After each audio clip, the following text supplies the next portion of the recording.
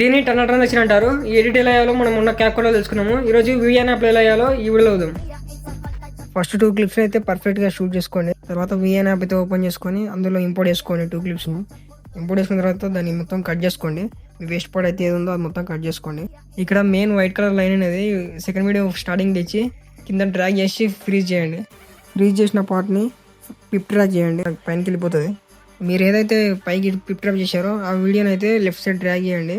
First video ending అయితే రావాలి. Freeze చేసిన పార్ట్ సెలెక్ట్ చేసుకొని కింద డ్రాగ్ చేసి మాస్క్ పైన సెలెక్ట్ చేయండి. ఇక్కడ రెక్టాంగిల్ సెట్ చేసుకొని కావాల్సిన విధంగా ఎడిట్ చేసుకోండి. ఇక్కడ మెయిన్ సబ్జెక్ట్ అనేది మంచిగా సెలెక్ట్ చేసుకోండి. నెక్స్ట్ కింద డ్రా చేసుకొని ఫిట్ పైన సెలెక్ట్ చేసుకోండి. వీడియో అనేది కరెక్ట్ ఫిట్ అవుతుంది అనమాట. ఫ్రీజ్ చేసిన పార్ట్ని డూప్లికేట్ చేయండి. కింది వీడియో అయితే 0.60 సెకండ్ చేసుకోండి. పైన వీడియో అయితే 1.10 సెకండ్స్ చేసుకోండి. ఇలా కరెక్ట్ అడ్జస్ట్ చేసుకున్న తర్వాత ఫస్ట్ వీడియో సెలెక్ట్ చేసుకొని కింద డ్రాగ్ చేసి మాస్క్ పైన సెలెక్ట్ చేసి నెక్స్ట్ రెక్టాంగిల్ ట్యాప్ చేయండి. తర్వాత రైట్ మార్క్ ఇచ్చేయండి.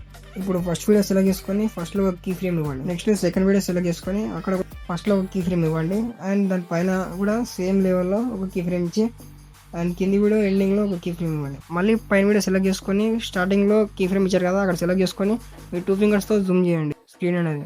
ఇక్కడ 2 కీ ఫ్రేమ్స్ మధ్యలోకి లైన్ తెచ్చి అక్కడ గ్రాఫ్ సెలెక్ట్ చేసుకొని ఈజీ సెలెక్ట్. నెక్స్ట్ ఇక్కడ సెకండ్ వీడియో స్టార్టింగ్ లో కీ ఫ్రేమ్ ఇచ్చారు కదా ఇక్కడ ఆబ్జెక్ట్ అనేది కిందికి డ్రాగ్ చేయండి.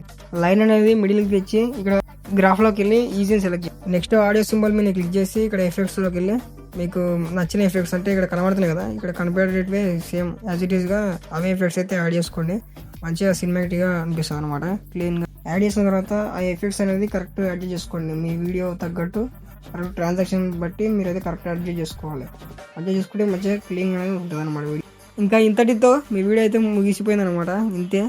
అండ్ ఇలాంటి కంటెంట్ కోసం నన్ను ఫాలో చేసుకొని ఏమైనా డౌట్స్ ఉంటే కామెంట్ చేయండి.